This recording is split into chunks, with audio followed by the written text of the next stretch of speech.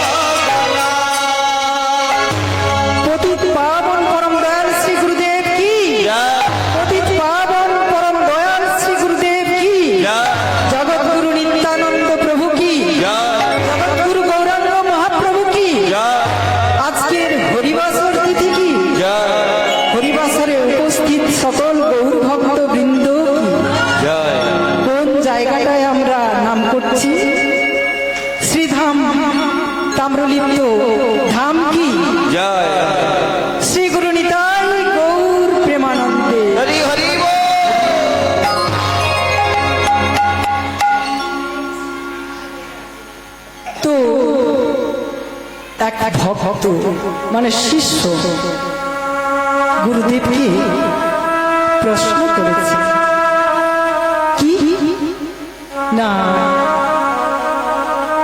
আমি কে, কি মোর করা উচিত, কোথা থেকে এসেছি আবার কোথায় ফিরে যাব। তো গুরুদেব শিষ্যের এমন প্রশ্নে ভীষণ খুশি যে আহারে আমার সন্তান সমশিষ্য জানতে চেয়েছে আমি কে। আসলে আজকে আমরা এখানে উপস্থিত হয়েছি, মূল বিষয় হচ্ছে আত্মতত্ত্ব, আত্মজ্ঞান, আমি কে। তারপরে আমরা যদি সময় পাই তাহলে ধীরে ধীরে আমরা নীলাচলের নীল মাধব যে গোলকপতি গোলকনাথ তিনি কিভাবে জগন্নাথ দেব রূপে এলেন এবং তিনি আর গৌরাঙ্গ মহাপ্রভু যে এক, আসলে অনেকটা সময় পেরিয়ে গেছে তো তাই জানি না, আপনারা যদি কৃপা করেন তাহলে হয়তো বলার সুযোগ পাব। শ্রী গুরু নিতাই গৌর প্রেমানন্দে হরি বল হরি বল। তো গুরুদেব ভীষণ খুশি যে বাহ বাহ বাহ, খুব ভালো প্রশ্ন তুমি জিজ্ঞেস করেছো। তো আমি একটু আগে কি বললাম, মহাজন গতস্য পন্থা, মহৎ ব্যক্তি কাকে বলা হয়? যিনি মহান, যিনি সৎ পরামর্শ দেন, সৎ উপদেশ দেন, তিনি তো মহান, তিনি তো মহৎ ব্যক্তি। আমাদের কিভাবে আমরা নিজের সম্পর্কে জানব, এই জ্ঞান যিনি দেন, তাহলে তাদেরকে বলা হচ্ছে মহৎ ব্যক্তি। তাহলে তিনারা কারা? তিনারা হচ্ছেন মহাজন। তো বলছেন যে এই মহাজনদের যে পদকর্তারা যে পদ রচনা করে গেছেন, সেই পদগুলো আমরা আজকে আলোচনা করব। আর তার মধ্যে আমি কে, কি মোর কর্তব্য, কোথা থেকে এসেছি, কোথায় যেতে হবে, সব কিছু আমি তুলে ধরব। সকল গৌর ভক্তবৃন্দের শ্রীচরণে আমার একটি আরতি। হয়তো এই আত্মতত্ত্ব বোঝাতে গিয়ে কখনো আমি মহাজন রূপে কাজী নজরুলকে তুলে ধরব, কখনো আমি লালন সাঁকে তুলে ধরব। অর্থাৎ বিভিন্ন জনের যে মহাজনী পদাবলী, সেই পদাবলীর মধ্য দিয়ে আমি আমাদের আত্মতত্ত্ব সম্পর্কে জানি। তো চলুন আমরা প্রথমে লোচন দাস ঠাকুরের এই পদাবলীটা আমরা শ্রবণ করি। শ্রবণ কিন্তু করব। দেখুন, লীলারস আমরা অনেক আস্বাদন করি। লীলারস কি ভগবানের লীলা কথা, তো তাই ভাবি কি ভগবানের লীলা কথা, ওটা তো আমি মানতে পারবো না, পালন করতে পারবো না, কিন্তু পালা যায় যদি আমি নিজের সম্পর্কে জানি। তো আমাদের আগে জানতে হবে নিজের সম্পর্কে, তারপরে কিন্তু আমি লীলা রসের রস আস্বাদন করতে পারবো। না হলে কিন্তু ওই এক কান দিয়ে ঢুকবে, আরেক কান দিয়ে বেরিয়ে যাবে। ঠিক বললাম কি?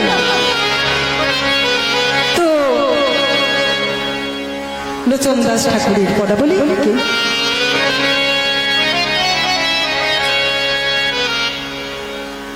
অবতার গোরায় অবতার, কেন না ভজি তারে, অবতার গোরায় অবতার, কেন না ভজি তারে, অবতার গোরায় অবতার, কেন না ভজি তারে।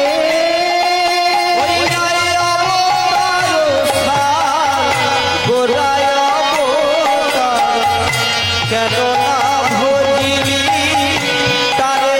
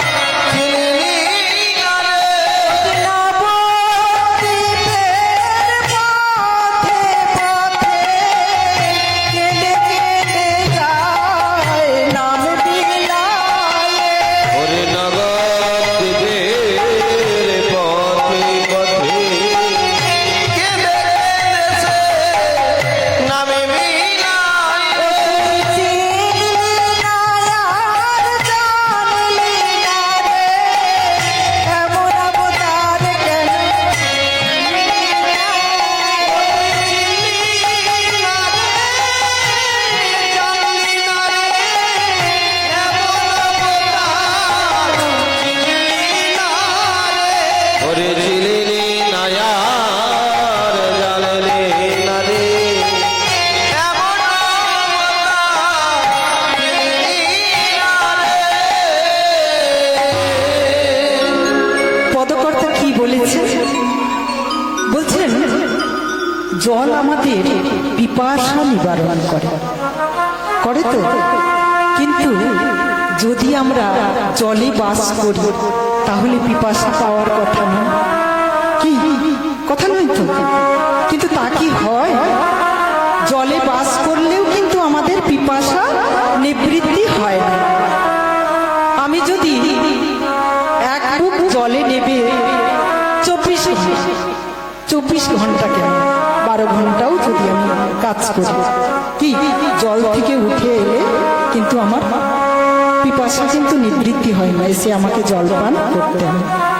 তেমনি সংসারকে বলা হয়েছে, বাবারা মায়েরা হয়তো আমি বলছি না, পদকর্তা বলছেন, আমি জাস্ট সেটাকে একটু ভেঙে বোঝানোর চেষ্টা করছি। তো সংসারকে বলা হয়েছে কি ঠিক ঠিক এরকম জল। তো সেই জলে, সংসারের জলে বাস করি জড় শরীরের জড় রস আস্বাদন করার জন্য। কিন্তু কোনোদিন কি আমরা পূর্ণরূপে পরিতৃপ্ত হই না তো? জলে বাস করে যেমন আমাদের পিপাসা নিবৃত্তি হয় না, তেমনি সংসারও জলে বাস করেও জড় শরীরের জড় রস পূর্ণরূপে পরিতৃপ্ত হই না। সর্বসময় কি হয়? অতৃপ্তি থেকে যায়। অর্থাৎ একটা কাজ যদি শেষ হলো তখন মাথায় ঘুরছে এরপরে কিটা করতে হবে। তো এই সবসময় চাওয়ার আমাদের শেষ থাকে না। তাই পদকর্তা বলছেন করিনি রে বাস গেল না পিয়া আপন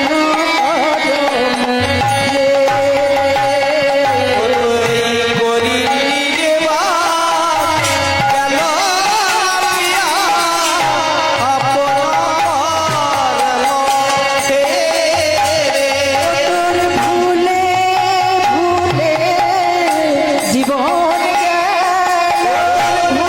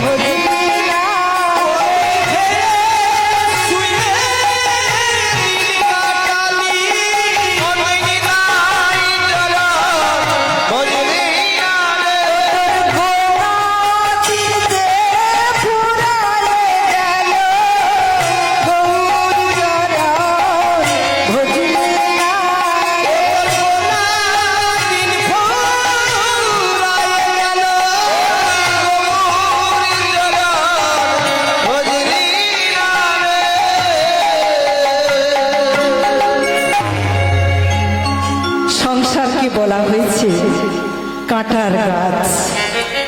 তো কাটার গাছ বলে কি অমৃত পাওয়া যায়?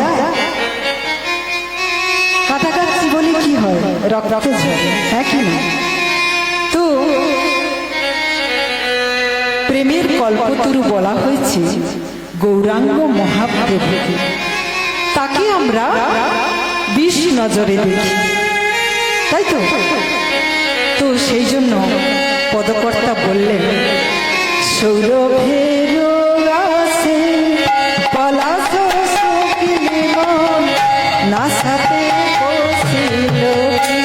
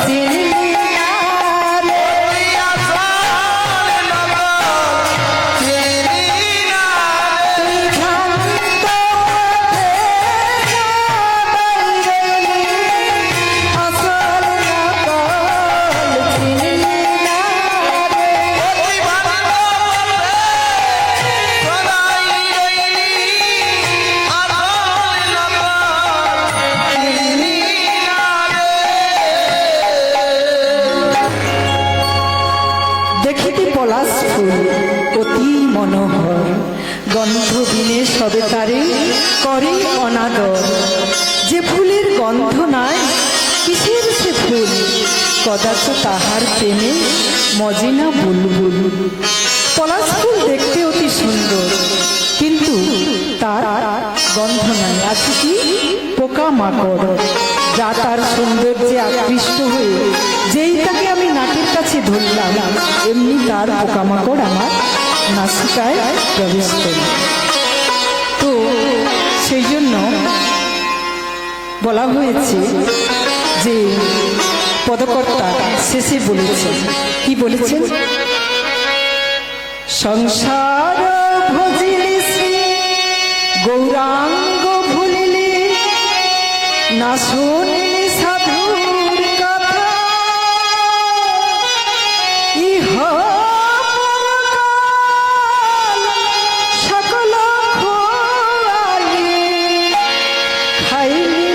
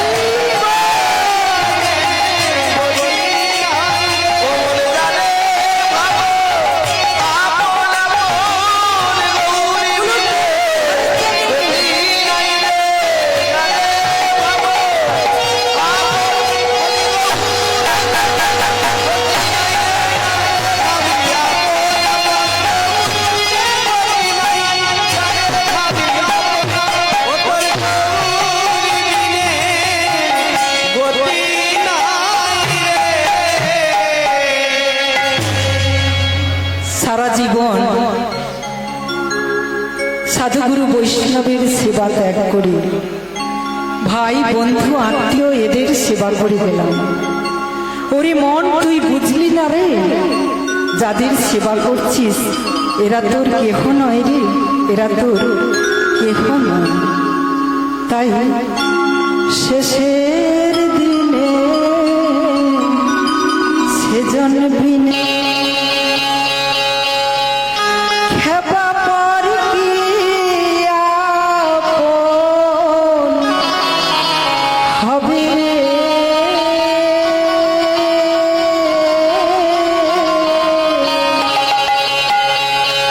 ওরে শেষের দিনে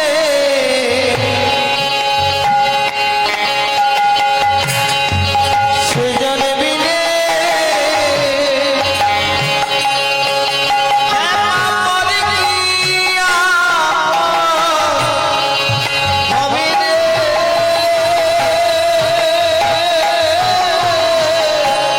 শেষের দিনে সেজন বিনে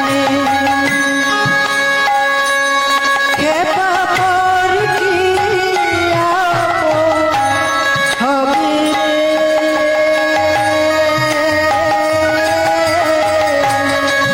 শেষের দিনে সেজন বিনে কেমন করি কি আপন হবে রে।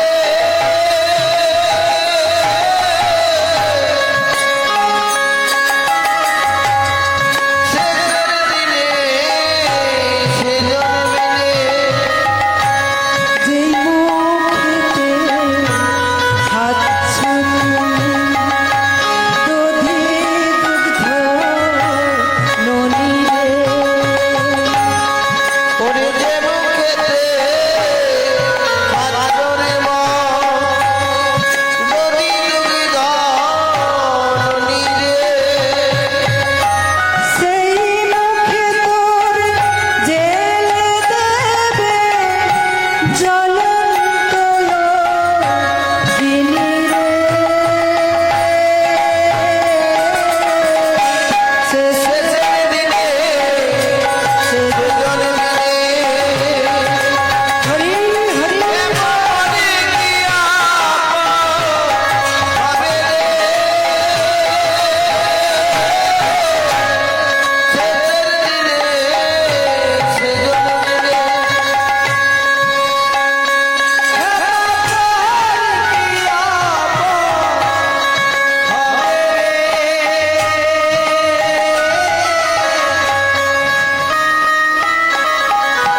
মুদিলে আঁখি সকলই ফাঁকি, শেষের দিনে সেজন বিনে কেহ তোমার আপন হবে না। এই নশ্বর শরীরের সঙ্গে যত মধুর সম্পর্ক আমরা তৈরি করি, শেষের দিনে একজনও সেই শরীরের সঙ্গে যাবে না। যদি তাই হতো তাহলে যুগে যুগে অনেক দৃষ্টান্ত তৈরি হয়ে যেত যে একে অন্যের জন্য দেহত্যাগ করেছে। তখন কি বলি, ভগবানের দেওয়া জীবন ওর জন্য মরব কেন? ভাবুন বাবারা মায়েরা, কি এই পৃথিবীতে মধুর সম্পর্কে বড়াই করি আমরা, তাই না? তো বলছে শরীরের দুটো পার্ট, মানে দুটো ভাগ অংশ, যেটা আমরা বাইরে দেখছি এটা কেবলমাত্র কাঠামো, এর ভেতরে অচিন পাখি রয়েছে। হ্যাঁ, তো সেই বাইরের অংশটাকেই আমরা গুরুত্ব দিই। তাই বলছে শরীর নশ্বর, তাকে পোড়ানো যায়, শোকানো যায়, সব কিছু করা যায়, কিন্তু আত্মা যে অচিন পাখি তিনি অবিনশ্বর, যাকে কোনো কিছুই করা যায় না। স্বয়ং গোবিন্দ গৌর সুন্দর আত্মা রূপে প্রত্যেকের শরীরে রয়েছেন। তিনি এক এবং অদ্বিতীয়। তিনি ব্রহ্মাণ্ড সৃষ্টি করে পৃথিবীর মানুষ যারা হচ্ছে আমরা শ্রেষ্ঠ জীব, তিনি এই শ্রেষ্ঠ জীবটা তিনি তৈরি করেছিলেন প্রায় ৮০ লক্ষ জনই অতিক্রম করার পর। ঠিক আছে, তো সেই ৮০ লক্ষের মধ্যে কি আছে না, ৯ লক্ষ জলচর, ২০ লক্ষ উদ্ভিদ, আর ১১ লক্ষ কৃমিকীট, ১০ লক্ষ পক্ষী, আর ৩০ লক্ষ পশু। আমরা প্রত্যেকেই কিন্তু এতগুলো জন্ম পার হয়ে তবে মানুষ জন্ম লাভ করেছি। তাই একে বলা হয়েছে দুর্লভ মানুষ জন্ম। তাই এই জন্মেই যত তাড়াতাড়ি পারা যায় আমাদের কাজগুলো গুছিয়ে নিতে হবে। তো সেই অচিন পাখি সম্পর্কে লোচন দাস, ভুল করলাম, লালন সাহ কি বলেছেন? লালন সাহ একজন মুসলিম ছিলেন। তিনি আত্মতত্ত্ব সম্পর্কে যে কথাগুলো বলেছেন আমরা কেবলমাত্র শুনি, তা আমরা গ্রহণ করার চেষ্টা করি না। কাজী নজরুল ইসলাম কে ছিলেন? দেখুন, তিনি এত সুন্দরভাবে আমাদের সামনে মানে নজরুল গীতি, যার মধ্য দিয়ে তিনি আত্মা সম্পর্কে, ভগবান সম্পর্কে যে ব্যাখ্যাগুলো দিয়েছেন, সেই ব্যাখ্যাগুলো আমরা কিন্তু শুনি কেবলমাত্র গান। কখনো তিনি বলছেন অরুণ কান্তিকে গো যোগী ভিখারি নীরবে হেসে দাঁড়াইলে সে। ভাবুন কতটা গুরুত্ব দিয়েছেন। হ্যাঁ, আবার তিনি বলছেন ওরে নীল যমুনার জল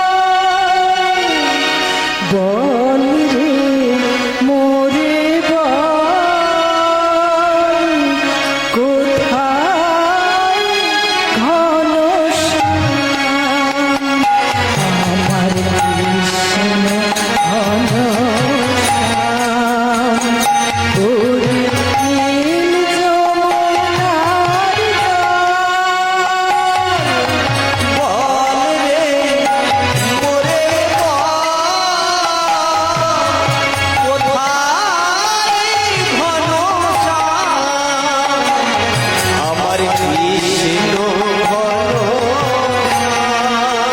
আমি just একটু একটু করে টাচ দিয়ে যাচ্ছি, কেন? ওই আমি সম্পর্কে বোঝানোর জন্য। হ্যাঁ, তো বলছে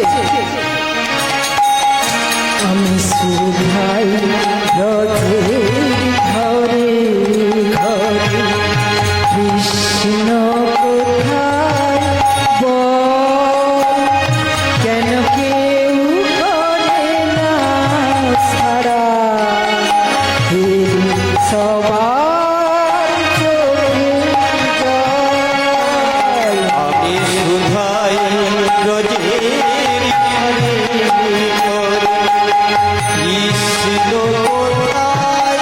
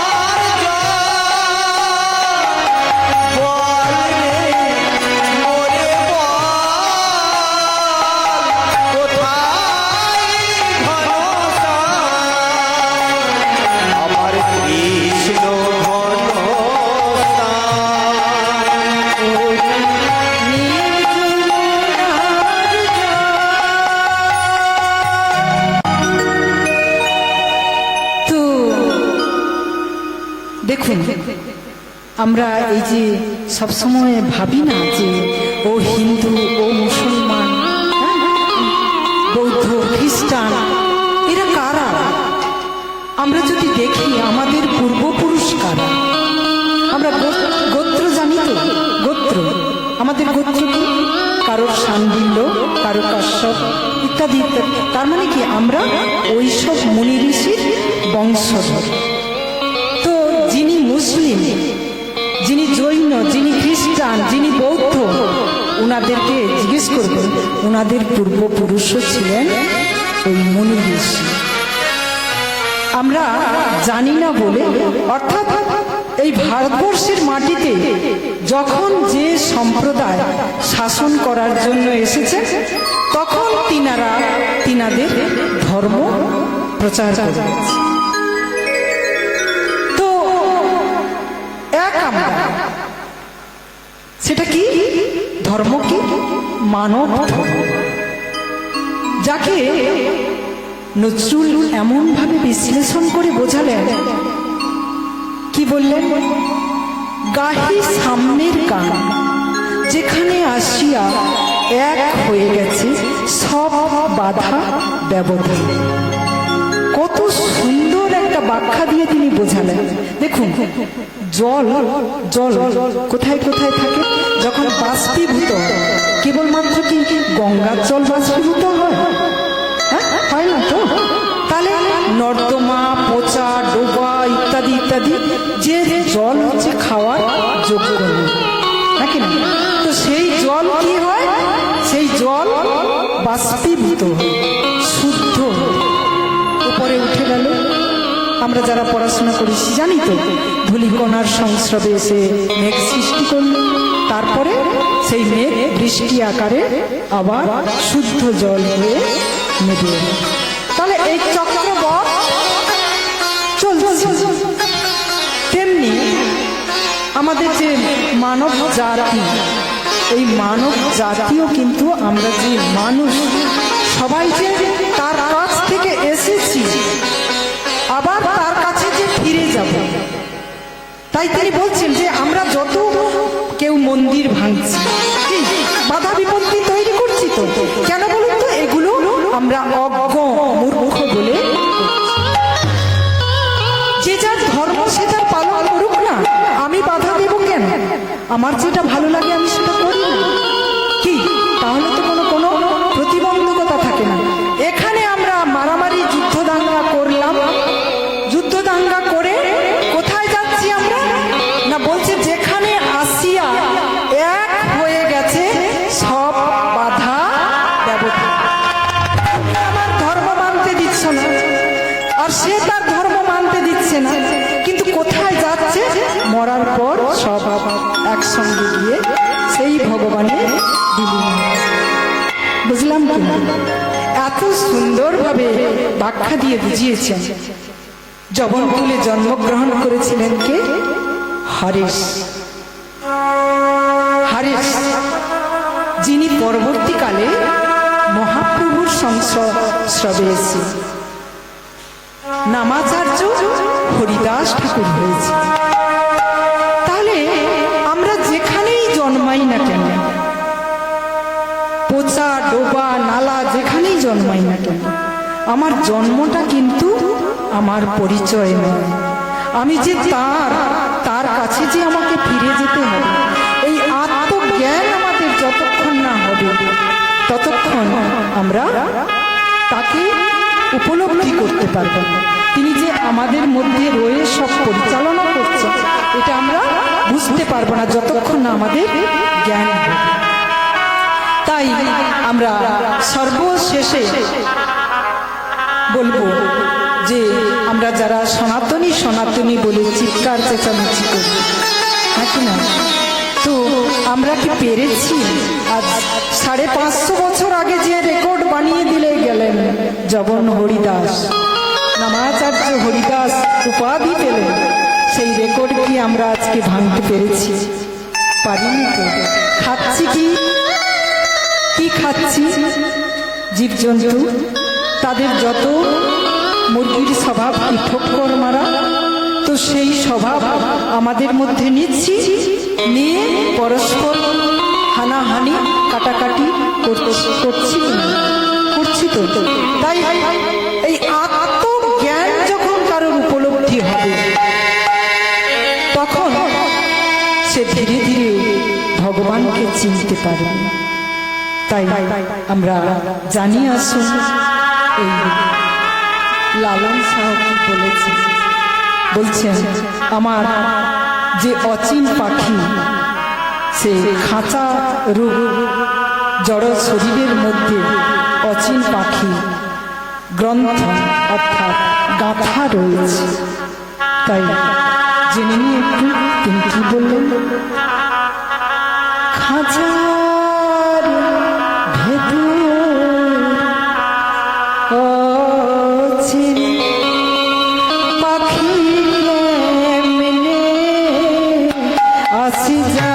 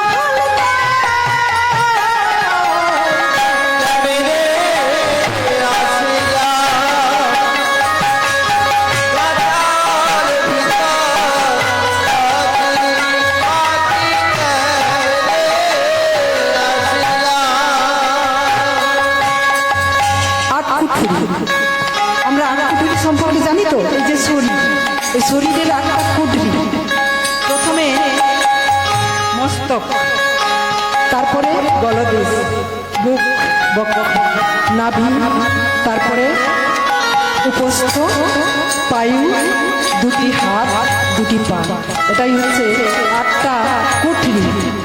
আর তার বলছে তার ওপরে সদর কোঠা, মানে পুরো শরীর।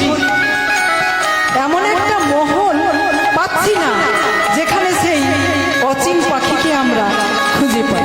দেখুন, যুগে যুগে অনেক কোটি কোটি লক্ষ লক্ষ ডাক্তার তৈরি হয়েছে, তো আমাদের এই শরীরের চিকিৎসা সবাই করতে পারে তো, কিন্তু যে অচিন পাখির কথা বলছি তার চিকিৎসা আজও পর্যন্ত কেউ করতে পেরেছে? পারেনি তো। তাহলে এই অচিন পাখিকে আমি চিনতে পারি না, কোনো ডাক্তার, কোনো বিজ্ঞান আজ পর্যন্ত আবিষ্কার করতে পারে না। আর আমরা কি চাই? ভগবানকে দেখব। আরে ভগবানকে, তিনি তো ভেতরেই বসে আছেন, তোমার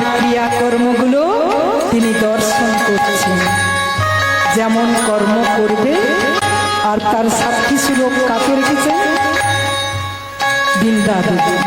তিনি ওই যাওয়ার পথে গিয়ে তোমার আগে তিনি চলে যাবেন, গিয়ে সেখানে বলবে যে তুমি ঘন্টায় সেকেন্ডে কি কি কর্ম করেছো সারাদিন, সব নথিভুক্ত হয়ে যাবে। তো সেই কর্ম অনুযায়ী তুমি বিষ্ণু লোকে যাবে না যম লোকে যাবে, নির্ধারণ হয়ে যাবে। আর বলছে 8টা কুঠরি সেখানেও খুঁজে পাই না। তো চলুন, মন তুই রইলি খাঁচা